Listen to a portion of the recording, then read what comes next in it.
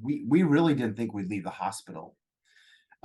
We were in the hospital for 4 days, I think 4 days, 4 nights. Ultimately, they treated us like royalty. They gave us, this is a pediatrics hospital downtown Chicago with on the like the 50th floor, and they put us in a corner room with windows on like a private floor. We had corner windows that were like floor to ceiling almost, and it was the air and water show in Chicago that weekend, so we had jets flying by and we could see the Lake Michigan. We felt like, I mean, in some ways they truly did. I mean, well, they treated us really well at the hospital, and we had the best care. Some of those, I respect nurses to a whole new level.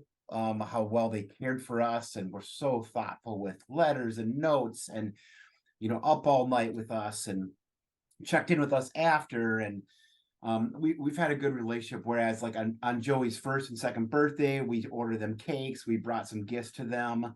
And so there's been some really neat redemptive moments in this. But back to my story, we didn't think we'd leave the hospital. We didn't buy a lot of stuff for baby to come home, for Joseph to come home. And I didn't have a shower. Back to some of the other comments we were making was about basically feeding. So these babies with holoprosencephaly either they don't learn to swallow well. And so feeding them which then results in a feeding tube. And we decided a feeding tube is prolonging life, meaning an intervention that we don't really want to do for his entire life. So we had to feed him with a syringe. We tried to get him to breastfeed. It worked for a little bit and it kind of didn't work. But so we had to like almost put droplets into his mouth and he would swallow them.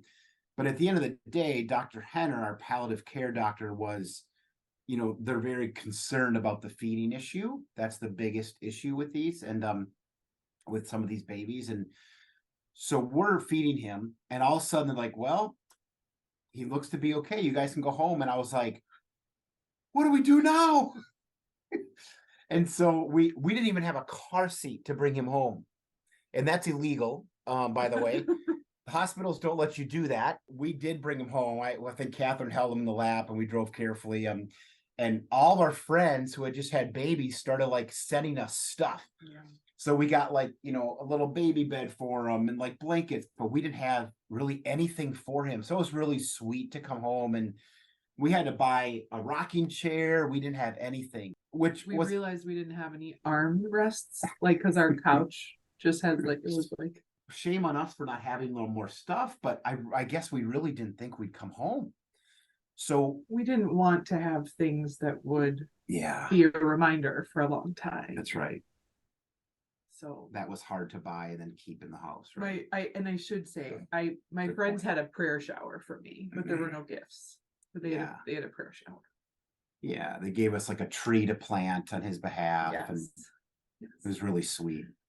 I laugh because literally we came home. I think we did a makeshift little like cradle bed for him with it's like a Moses basket, and it's a basket that we had, and we put it on top of like our wine rack or something. Yeah, we were just winging it.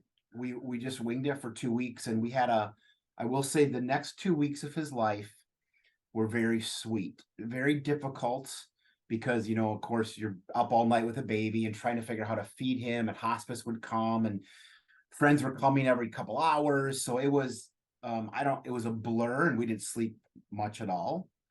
But it was also some very sweet 2 weeks we had with him in our arms. Most people wait a little longer to have their baby meet people.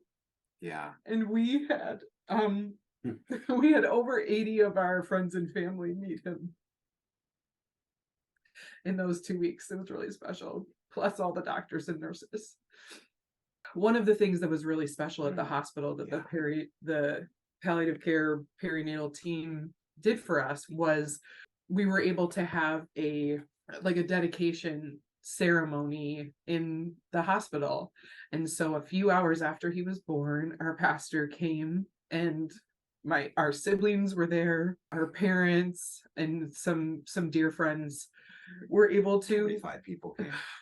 It was we're not supposed to have that many people in like a delivery room, and they made an exception for us, but I don't think they knew how many people. And I think we like They paraded in like 30 bodies into like this room, and everyone's like, all the doctors like, what is going on here? And it was really sweet. We sang some songs, we prayed, kind of dedicated them to God, and it was a really special, sweet moment.